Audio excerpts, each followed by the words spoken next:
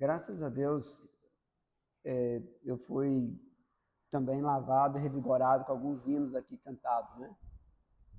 E parece que não, mas esses hinos vai tocando o nosso espírito, vai nos lavando, vai dizendo aquilo que Efésios registra, né? Que sejamos enchidos do Espírito com salmos e cânticos espirituais. Aí nós vamos destituindo da nossa preocupação, ansiedade, dor. Parece que esse é um momento sublime onde o Senhor, de fato, nos leva a nuvens e bem perto de Ti. A mensagem de hoje diz respeito ao Senhor, servo, cheio de amor. O Senhor, servo, cheio de amor. E a ênfase está em João 13. Eu li Marcos 14 por causa de um detalhe pequeno que tem nele e daqui a pouco esperamos que o Senhor nos revele mais sobre isso. Mas João 13 tem uma porção muito importante, extremamente importante. E João 13, aqui ele está falando as suas últimas palavras. Ele está com os discípulos na ceia ali, eles estavam ceando. Então o Senhor está falando para eles, olha, eu preciso ir ao Pai. E esse falar, ele não queria deixar os seus irmãos, seus discípulos, posteriormente, né, irmãos e filhos, mas ali no momento, os seus discípulos, órfãos. Então ele diz algo muito importante nesse momento. É como um pai carinhoso falando assim, olha, eu preciso ir, mas eu tenho algo importante para falar. Preste atenção no que eu vou dizer. E ali foram os seus últimos momentos com o coração aberto e falou cheio de amor, de grande importância para os discípulos. E temos que aprender essa porção. Quando o Senhor vai falar algo muito importante, primeira coisa, Ele nos prepara um lugar. E ali o Espírito Santo já estava preparando uma casa, porque ali é um lugar de falar. E não era uma casa como foi a casa ali de Lázaro, né, fora de Jerusalém, mas ali dentro. E nessa casa, ele preparou um lugar para falar algo importante, porque é na família que temos as palavras mais importantes. É fato que a gente fala coisas importantes no nosso trabalho, no social, mas é no nosso lar que as coisas mais importantes são faladas. Se descobrirmos algo muito, mas muito importante, precioso, a primeira coisa que nós vamos fazer é ministrar para o nosso lar. É para a esposa, é para os filhos. Então o Senhor estava dizendo ali aos seus discípulos os últimos momentos fisicamente com eles, enquanto ele iria passar por algo terrível, e ele fala que ele precisava ir, e ele vai e diz algo muito importante. Versículo 13, 1 diz o seguinte: Ora, antes da festa da Páscoa, sabendo Jesus que era chegada a sua hora de passar deste mundo para o Pai, tendo amado os seus que estavam no mundo, amou-os até o fim. Então, nesse momento ele já diz claro, ó, é chegado a minha hora. Eu vou para junto do Pai. E também no versículo, no João 12, ele também diz essas palavras. Vou até deixar para depois João 12, versículo 47. Mas no 13 ele já começa a abrir o seu coração. Eu vou, mas eu os amo. Eu vou, mas eu os amo. E eu os amo de tal maneira que eu os amo até o fim.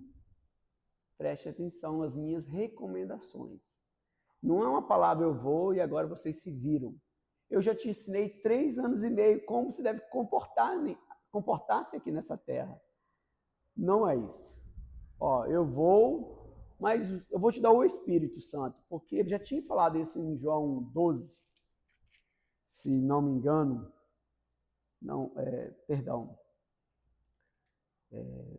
João 16 que ele fala, né, mais claramente sobre isso.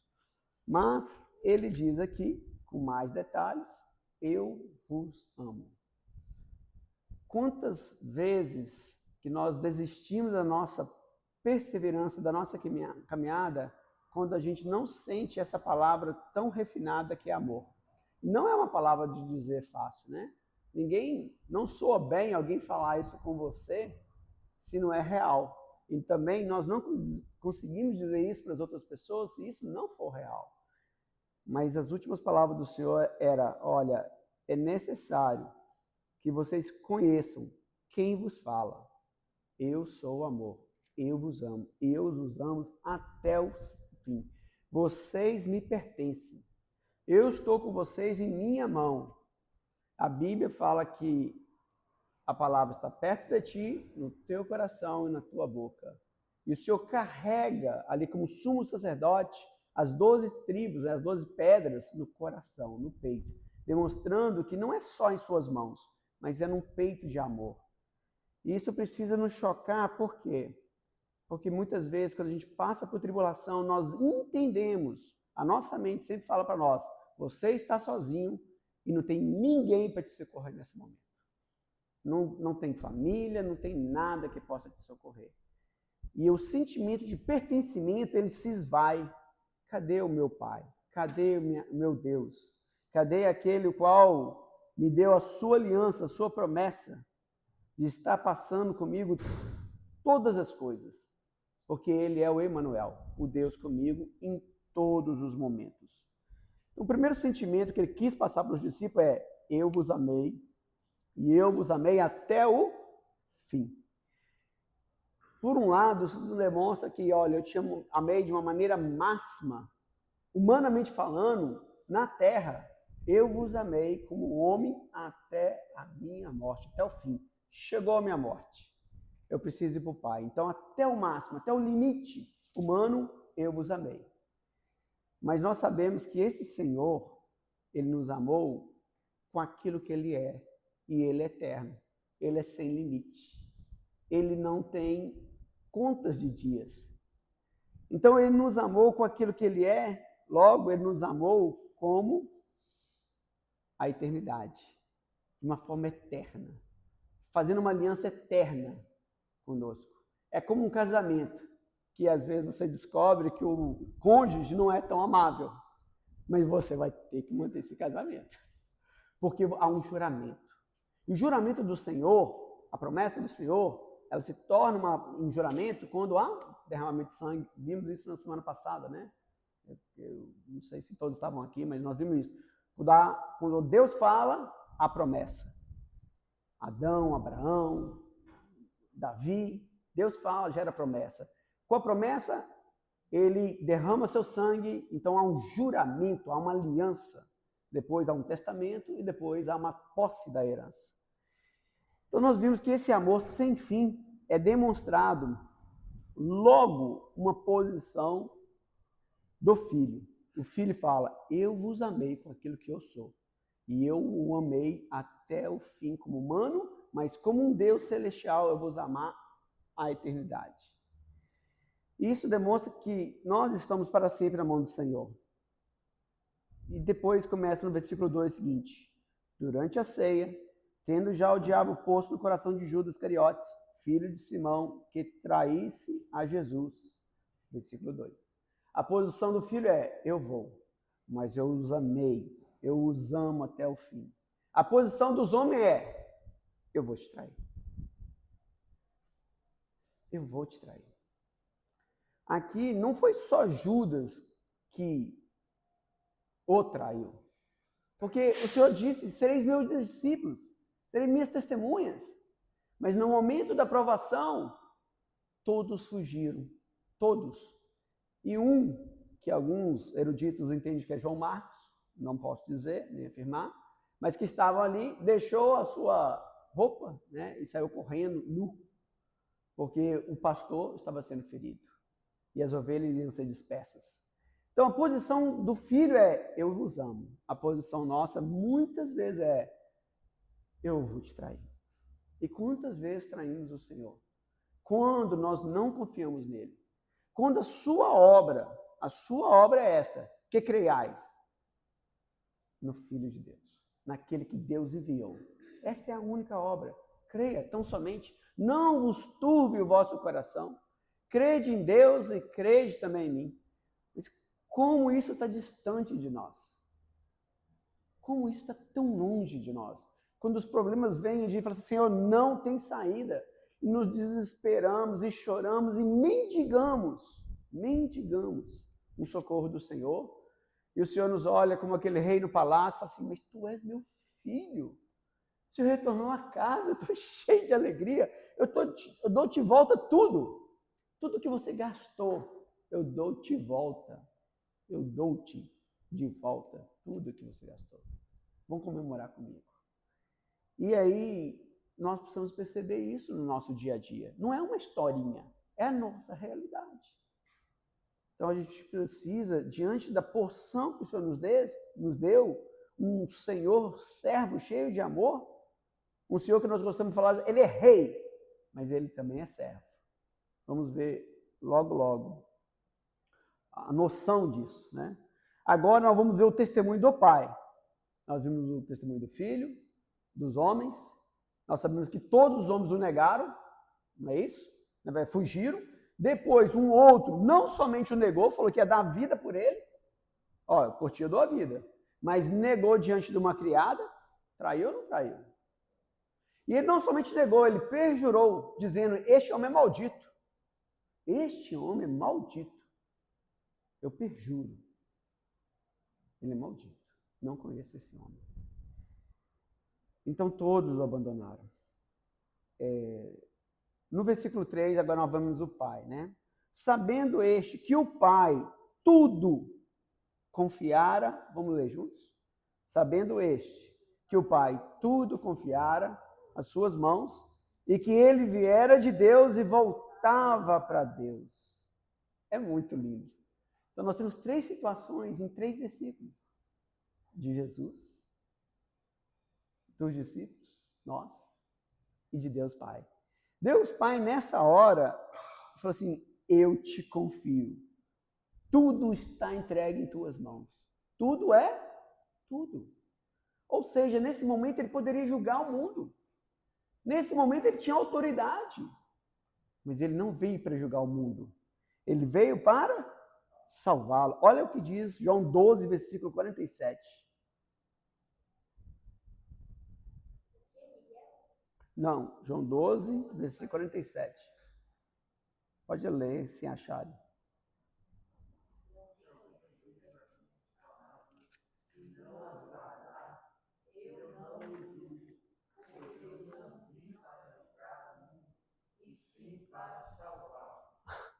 Então, tudo está em tuas mãos.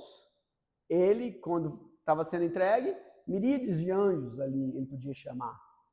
Mas ele chamou, estava tudo entregue. Na mão do Filho do Homem.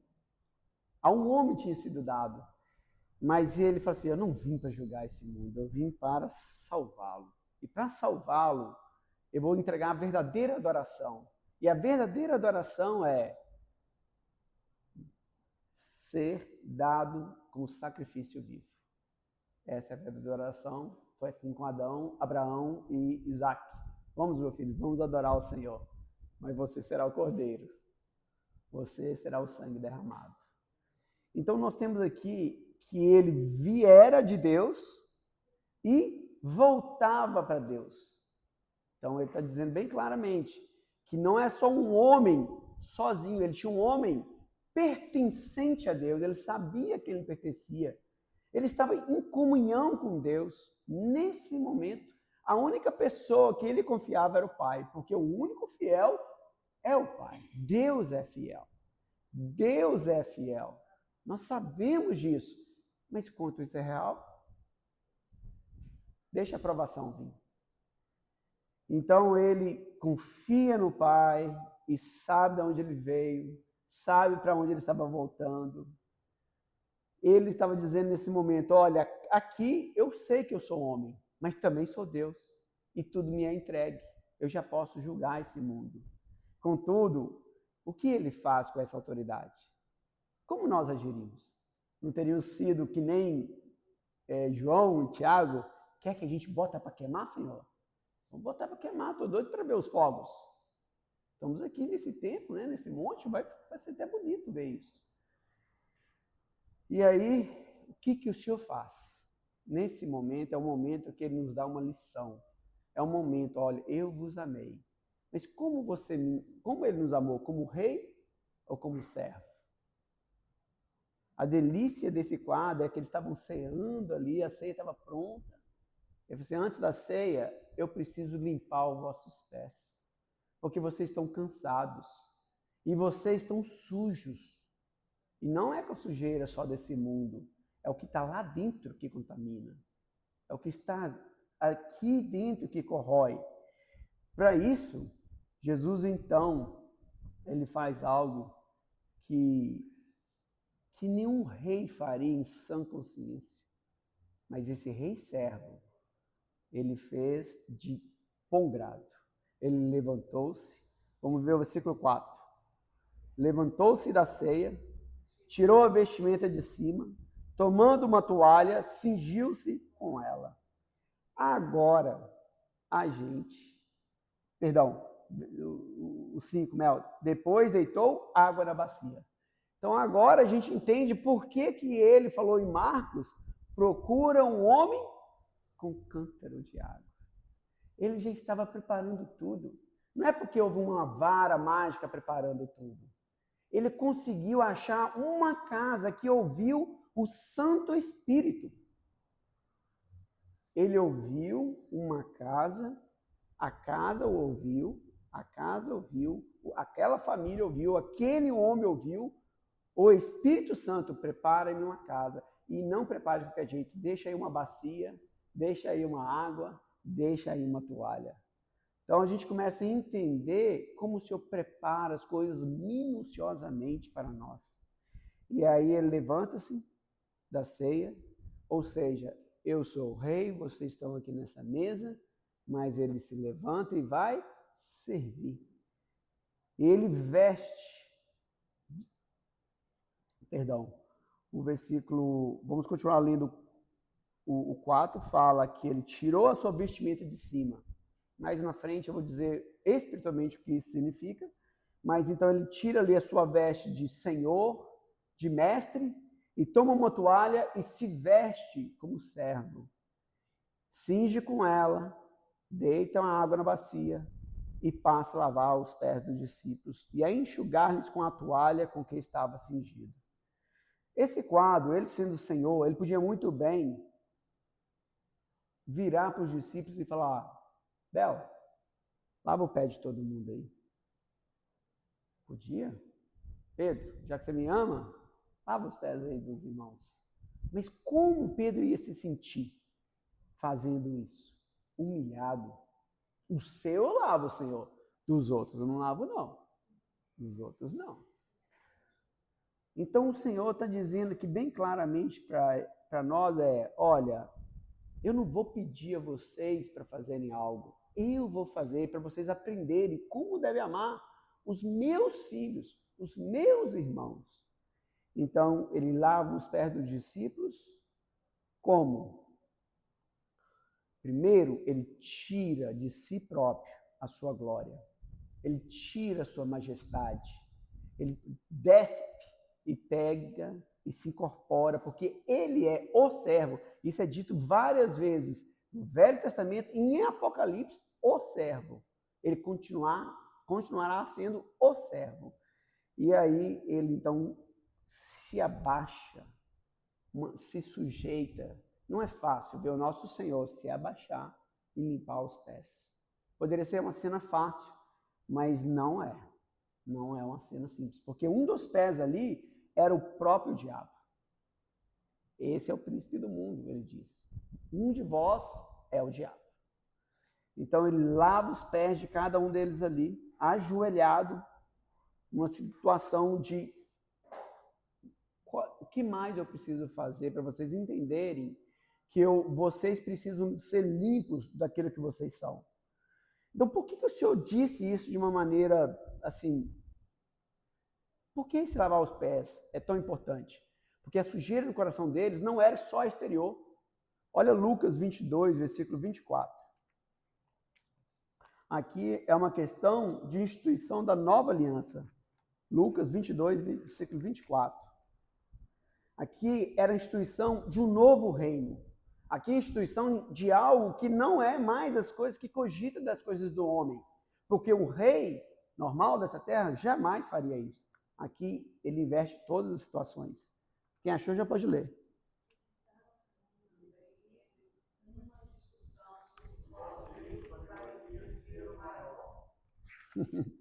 Porque quando Jesus fala que é necessário ele ir para o Pai, que é necessário ele morrer, versículo 22 fala, tá? Porque o Filho do Homem, na verdade, vai, segundo o que está determinado, mas ai daquele por intermédio de quem ele está sendo traído. Então, quando eles ouvem isso, ó, o Senhor vai ser traído, ele vai morrer, o que começou a cogitar dentro do coração deles? Quem vai ser o maior? Se ele vai para o Pai, então qual de nós vai sentar do lado dele? Somos 12. Mas só tem 2 lugares. Então, olha a podridão que não estava só nos seus pés, mas estava nos seus corações. Seus corações. E é aquilo que o Senhor precisava tratar.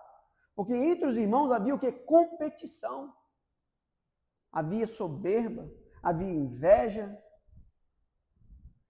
Ali entre eles só queriam saber quem é o maior entre nós. E Pedro falou assim, eu não sei contar esses, mas conta a mim, Senhor, você pode contar. Porque eu estou disposto a dar a vida por ti. Então eles são lembrados que o Senhor estava ali para ir ao Pai, e eles não compadecem do Senhor e buscam o seu próprio interesse. No versículo 25 a 27 é mostrado claramente como é que nós nos tornamos o maior. Agora esse é o ponto para nós. Versículo 25 ao 27 de Lucas 22. Mas Jesus lhes disse, os reis dos povos dominam sobre eles, e os que exercem autoridade. Mas vós não, pelo contrário, o maior entre vós seja como o menor, e aquele que dirige seja como o que. Então está vendo que na nova aliança inverte tudo que é humano para o que é divino, e o que é divino é o último serão os primeiros, os maltratados serão consolados, os ultrajados serão exaltados, e o que serve será o maior.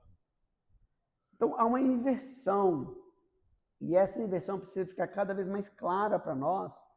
Então, esse Senhor fala assim, eu sou maior porque eu vos sirvo. E é assim que vocês querem ser os maiores também? Então, precisa servir quem? É fácil falar assim, não, precisamos servir o Senhor. Mas servir o Senhor é servir os irmãos. Não há como. Servir o Senhor é servir os irmãos. Isso faz uma lembrança de como esse servo é o maior de todos. Porque o seu serviço, ele não encerra nessa terra.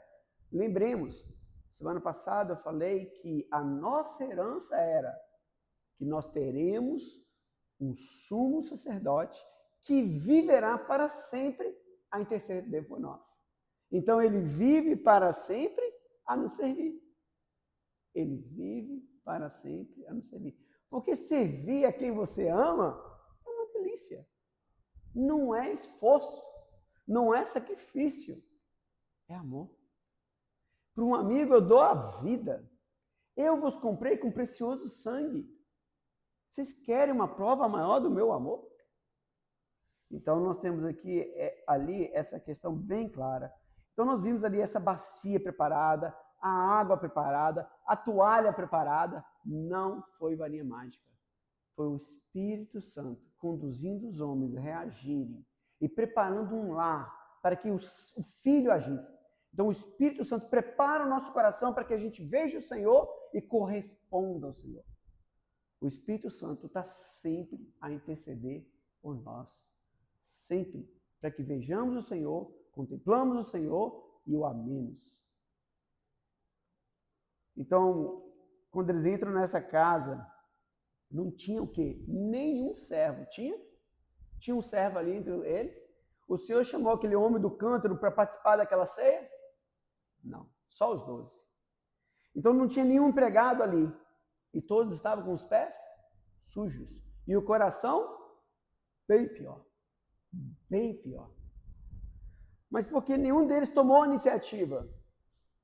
É como a gente chega aqui, vemos que está tudo errado, mas ninguém toma a iniciativa. Porque eu não estou servindo o Senhor. E eu servir os irmãos vai me colocar numa posição abaixo do irmão. Opa, eu não sou abaixo dos irmãos, não.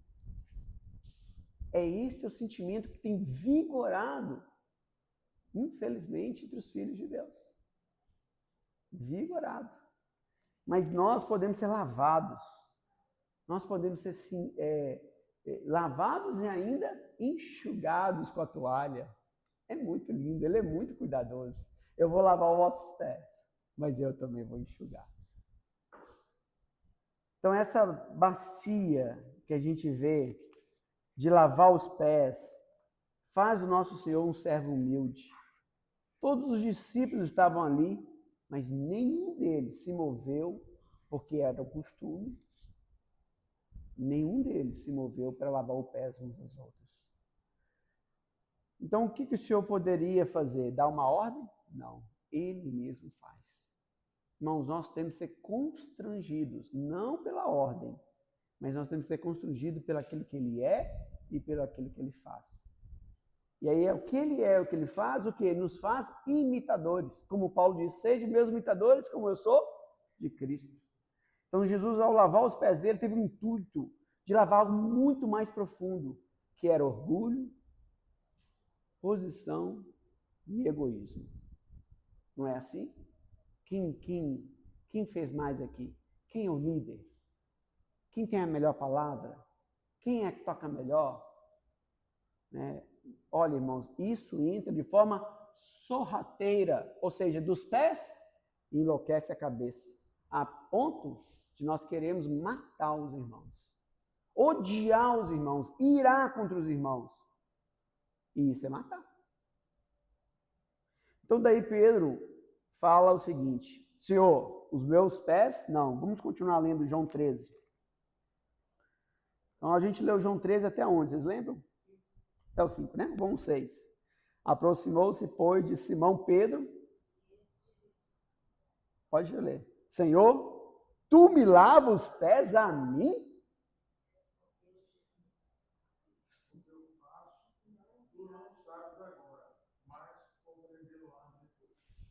Nós também estamos precisando de compreender isso, né? Porque é uma passagem que a gente lê num quadro, só na mente e não entende o contexto. E aqui o Senhor fala assim, você me lava a mim? Ué, Pedro, por que você não começou a lavar os pés? Por que você não fez isso antes de mim? Mas Pedro significa algo importante para nós. Quando a gente vê a primeira vez, quando Jesus encontra com Pedro, Jesus dá uma sentença para Pedro. Em João 1,42, Jesus o vê pela primeira vez e o Senhor então fala a sentença da vida dele. E diz o seguinte: e levou a Jesus, e olhando Jesus para ele, disse: Tu és Simão, filho de Jonas, tu serás chamado de Cefas e Pedro. Ou Pedro, né?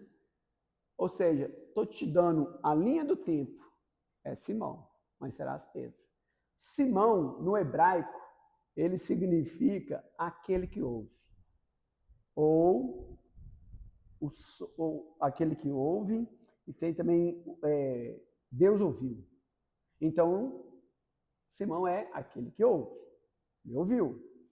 Mas no grego, Simão significa agitar, abalar, vibrar, ou seja, Simão significa instável. E era exatamente isso que ele era humanamente falando. Instável. Não somos assim também? Quem desceu para carregar a cruz de Jesus? Quem foi que desceu ali? Estava ali passando. Aí, Simão. Quem é que tem que carregar a cruz após o Senhor? Nós, os instáveis. Até nos tornarmos pedra. Então, Pedro era uma pessoa de 0 a 100. Ó, já que você vai me lavar, então lava tudo. Ou a mim não, a mim não. Aí você, não, se eu não lavar você, você não tem parte comigo. Então lava tudo. É instável ou não é? O tempo todo instável. E assim também não somos nós? Senhor, tu és meu pai, eu sou tão amado, Senhor, eu choro diante dos seus pés, que maravilha, uma esposa maravilhosa, filhos maravilhosos, um trabalho maravilhoso, uma saúde. Senhor, obrigado por tudo isso. O Senhor é fiel, Senhor. Mas deixa o fogo acender. Deixa o fogo acender. E aí, Senhor, por que me abandonaste? Cadê tu, Senhor? O Senhor existe? O Senhor é real? Será que eu não estou numa religião vã? Senhor, cadê tu? Cadê tu, Senhor? Será que nós não somos esse Simão? Será que esse quadro, na nova aliança, o Senhor não está nos dizendo alguma coisa? Então, Simão significa isso. Então ele dá uma sentença, você agora é estável, mas será como pedra. E como pedra ele foi. E como pedra ele aprendeu a viver. E como pedra ele fala que nós também somos o quê? Pedras que vivem. E então ele diz para nós em suas epístolas, achegai-vos a ele, a pedra que vive, vós, pedras também. Todos nós agora somos pedras. Temos que abandonar, nós precisamos abandonar a nossa instabilidade, a nossa vibração, o nosso abalar. Porque o Senhor disse, no mundo tereis aflições, mas tem de bom ânimo. Nós estamos no barquinho, irmãos. Nós estamos nesse mundo e o barco, o tempo todo, está ali, ó, agitado. E nós desesperados, clamando, Senhor, não te preocupes que nós morremos. Isso é instabilidade ou não é? Ou será que algum, pelo menos um dos 12, poder falar assim, ó, o Senhor está dormindo, quer nem saber, eu vou dormir, se ele está dormindo, eu vou descansar, porque isso não é problema meu.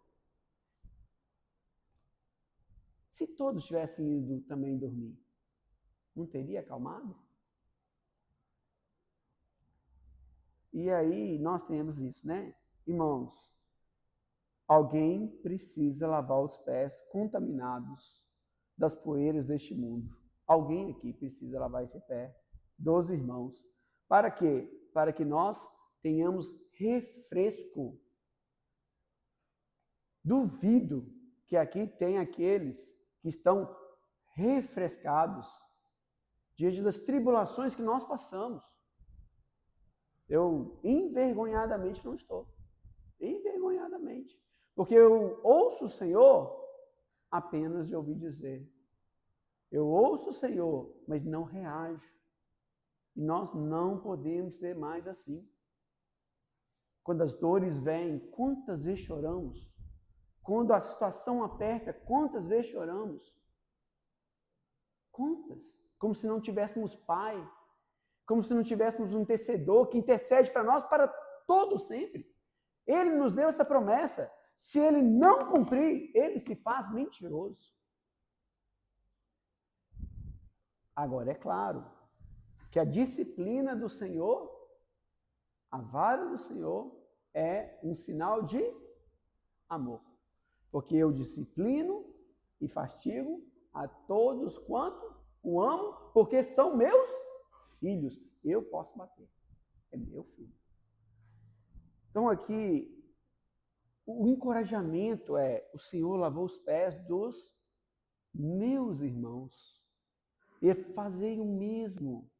Então, quando eu venho aqui, irmãos, com muito amor a vocês, meu desejo é dar uma palavra que lave os pés. Ou seja, chega em casa cansado de um trabalho, muita pressão, e muitas vezes chega em casa o quê? Sem falar com a esposa. Não tenho nada para oferecer. Não sei como que eu vou resolver isso. Aí o jantar está pronto, você está exausto, você toma um banho, parece que veio um refresco. Aí você come, amanhã eu acordo, amanhã eu luto de novo. É um refresco ser lavado, irmãos. E quem crê em mim, fluirão do seu interior rios de água viva. E o Senhor fala, sede lavados com jatos da palavra. Ele é o marido, nós somos a noiva, ele vai nos lavando com o jato da palavra. Daí, voltando-se à mesa, vamos no versículo 20, nós até lemos ele, né? Compreendeis isso, volta lá em João 13, nós lemos até o 7, né? Até o 8. Isso. Então ele fala, olha, compreendeis isto? Se não compreende, compreenderá depois. E aí Pedro fala, ó, não me lavas, mas se eu não te lavar, não terá partes comigo. Né? Deixa eu ver aqui a parte interessante também. Quem já se banhou não necessita de lavar senão os pés, quanto mais está todo limpo. Ora, vós estáis limpos, mas não todos. Referia-se a Judas. E ali fala que todos já estavam limpos, pois ele sabia quem era o traidor. No versículo 12 diz: depois de lhes ter lavado os pés, tomou as vestes, voltando à mesa, perguntou-lhes: compreendei-vos o que vos fiz? Isso aqui não é só uma encenação. Compreende o que eu estou falando? Vós me chamais de mestre e o Senhor. E dizeis bem, porque eu sou mestre e Senhor. Vocês falam que eu sou mestre e Senhor. Então ele coloca a ordem. Vocês dizem que eu sou mestre, estou ensinando e sou Senhor. Mas no versículo 14, o Senhor ele investe investe a colocação. Ora, se eu, sendo o Senhor e o mestre, vos lavei os pés, também vós deveis lavar os pés uns dos outros. Então, se eu mando em alguma coisa, se eu de fato sou o Senhor, e se eu mando em alguma coisa, eu vou te ensinar algo. Então, eu serei vosso mestre. Se eu for o seu proprietário, eu vou vos ensinar. E o que eu tenho para ensinar é o seguinte: lavai os pés uns dos outros. Irmão, às vezes a gente passa uma semana falando assim, eu não vou ligar para fulano, não, porque eu já estou com problema demais. Problema demais. Já basta os meus. Porque eu sei que nosso amado irmão tem problema. Eu sei. Mas eu não ligo porque eu tenho problema demais. Ema. Então, o que o Senhor está dizendo para nós é, aprendam comigo. Eu me despojei da minha glória para estar aqui com vocês. Para viver isso que vocês vivem. E o que vocês precisam é de refresco. O que vocês precisam é que alguém os ame até o fim. Eu vos lavei os pés, também vós deveis lavar os pés uns dos outros. Eu sou o seu Senhor? É. Então aprenda. Então deixa eu ser seu mestre. Nós precisamos aprender, primeiramente, nos humilhar. Porque lavar os pés não é uma coisa fácil. Primeiro você tem que fazer o quê? Ajoelhar. E ajoelhar diante de um irmão. Para ajudar um irmão não é de cima para baixo, de baixo para cima. E quantas vezes nós queremos ajudar o irmão de cima para baixo? Você tem que ser como eu sou. Por isso está dando tudo errado. Você não sabe se comportar. Olha o meu comportamento. Olha o que eu faço. Veja isso. Veja aquilo. De cima para baixo. Ele não se compadece, ele não se condói. Ele não se diminui nem mesmo a sua altura. Como é que vai diminuir os seus pés? Quantas lições nesse quadro? Quantas lições? E quando a gente olha para isso, o que eu enxergo é a luz do mundo. Ou seja, expondo de forma cabal cada um de nós. Mas graças ao Senhor, que o Senhor também nos dá a luz da vida. Para arrepender e prosseguir. Não é só se colocando, então, numa posição superior para ajudar o irmão. Nós temos que limpar os irmãos da sujeira. E qual é a maior sujeira que faz os irmãos decepcionarem? Nós sabemos. Quer ver? Vê se não concordo. Muitos desanimaram do caminho da fé. Por quê? Desilusão. Desacreditado. Não é isso? Decepcionaram com homens. Muitos estão sujos. Conseguem caminhar? Não tem mais força, não tem vigor, não tem frescor, não tem alegria. Outros estão cansados. Já tem tanto tempo minha vida cristã, meu marido não muda, minha esposa não muda, meus filhos não mudam, a situação não muda, estou farto. Então nós precisamos de sempre o quê? Lavar os pés, porque os pés demonstram caminhada. E o Senhor fala que Ele é o quê? O caminho. Continuem caminhando em mim. Continuem caminhando em mim. Aquele que perseverar até o fim. Esse é salvo, não é isso? Os versículos vão se ligando. Continuem. Não parem. Eu te dei uma lição. Muitos estão fracos, derrotados, desanimados por muitas circunstâncias. E o Senhor fala pelo menos 3 delas que fazem nossos pés estar sujos. Quais são? Preso no mundo da sobrevivência, não tenho tempo para Deus. Tenho que ganhar dinheiro. Preso no mundo do pecado, preso no mundo da religião, preso também no fascínio do mundo, que está aí dentro do mundo da sobrevivência, e preso muitas vezes nas tribulações. Porque as tribulações é o último batismo. Ele vos batizará com o Espírito Santo e com fogo. É o último. E esse dói. Esse queima. Ah, se queima. Esse queima. Mas o Senhor não fugiu do último batismo. Pode ser batizado com o batismo que eu vou batizar? Podemos, Senhor. Tá bom. Serás. Né? Mas quando eu sentar à minha direita e à esquerda, isso cabe ao meu Pai. Daí nós temos... Quando nós somos, então, lavados com o jato da palavra, o que acontece? A vida. Porque aonde essa água passa, tudo viverá. Não foi isso que Isaías nos disse? Por onde passar essa água, tudo viverá. Quando nós lançamos, jorramos essa palavra de vida, tudo viverá. E esse exemplo o Senhor nos deu do que nós devemos fazer. Versículo 16, continuando. Em verdade vos digo que o servo não é maior do que seu senhor, nem o enviado maior do que aquele que o enviou. 17. Ora, se sabe estas coisas, bem-aventurado sois, se a praticar. O que está faltando em nós muitas vezes? Não é uma alegria? Bem-aventurado não é os felizes?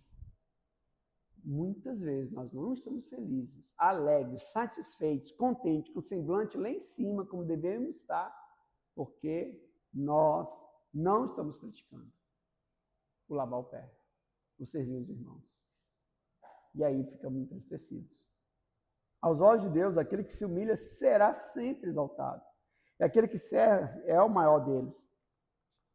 Quando nós chegamos às reuniões, nós temos tirado as nossas vestes? Naquela reunião, o único que tirou sua veste foi o Senhor. Não demonstra, não registra que os outros assim, ó, o Senhor tirou as vestes para lavar. São 12, deixa eu lavar com ele. Ninguém se posicionou. Eu? Lavar o pé seu? Não. Então, quando nós viemos aqui, irmãos, e às vezes eu insisto encarecidamente, irmãos, compartilhem. Porque isso também é lavar os pés uns dos outros. Compartilhem. Eu não posso dar ordem a vocês e falar assim, liga para os irmãos durante a semana para saber como é que eles estão. É nossa querida família. Cantamos e cantamos esses hinos. Quando é que eles vão se tornar real para nós?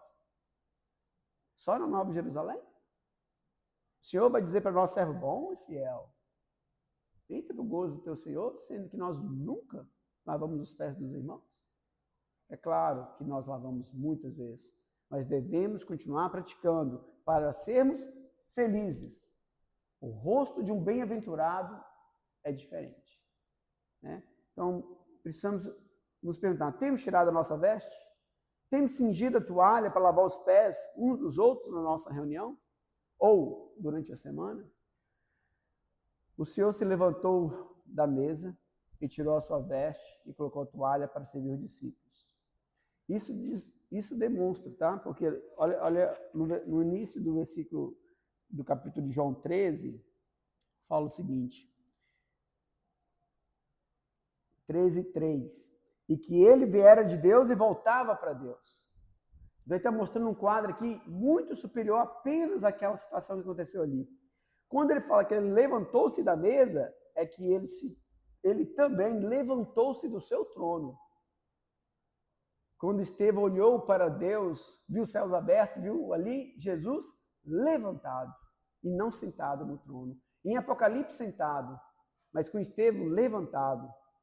Então, quando ele fala levantou-se da mesa, ele levantou-se do seu trono no céu e veio para nós.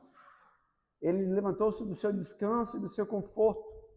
Quando ele removeu as suas vestes, ele removeu também a sua glória, a sua cobertura celestial, e veio na forma de servo para nos salvar. Quando ele derramou água numa bacia, pronto para nos limpar, é o equivalente que ele derramou também o seu sangue, para nos purificar de todo o pecado. Então há uma demonstração muito mais íntima do que apenas derramar água na bacia. Ele derramou o seu sangue. Completado o lavar dos pés, no versículo 12, vamos ver 12.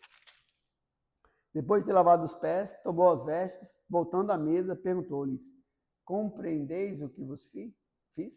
Então a Bíblia fala que ele viera e voltava. Então quando ele volta para a mesa, significa também que ele volta para a glória, que ele volta para o seu trono, que ele volta para o seu descanso, para o seu conforto, que ele volta ao lado do Pai. Então nós vemos ali ele, né, diante de todo esse quadro, Deus sendo manifesto numa figura de um servo, uma cena tremenda que de fato precisa nos impressionar. Tem que nos impressionar. Esse sair da mesa é sair da sua glória. Esse se despir, é despir ali do seu trono e despir da sua glória. Esse lavar é o sangrar. Nós não podemos ser como aquele discípulo que chega para a ceia e simplesmente assiste. Quantos ali dos 12, todos eles, só assistiu. Só assistiu o Senhor prostrado, ajoelhado, lavando os pés. Precisam ser aqueles que chegam e ceia, tirando as nossas vestimentas, cingindo-nos e assistir a reunião com os irmãos, contribuindo com o nosso espírito em oração. Porque vocês estão ouvindo, mas vocês podem ter uma oração o tempo todo. O Senhor fala mais, o Senhor alinha o falar, o Senhor impregna essa palavra em que fala e em quem ouve. E por fim, versículo 34 e 35. Novo mandamento vos dou, que vos ameis uns aos outros, assim como eu vos amei, que também vos ameis uns aos outros. Nisto conhecerão todos que sois meus discípulos, se tiverdes amor uns aos outros. Então o capítulo 13 começa: e tendo-os amado, os amou até o fim. No final dessa ceia, o Senhor fala: compreendeis isso? Novo mandamento vos dou. Amei-vos uns aos outros. Novo mandamento. Se fizerem isso, serão conhecidos como os meus discípulos. Que o Senhor nos abençoe e possa gerar em nós, de fato, um lavar, que possamos, nessa semana, nesse dia, ser encorajados, estar firmados na fé. Porque eu conheço alguns irmãos aqui, e sei das tribulações de alguns. E alguns sabem das minhas tribulações. Vamos, no mínimo, irmão, orar um pelos outros, nominalmente. Jesus é o Senhor.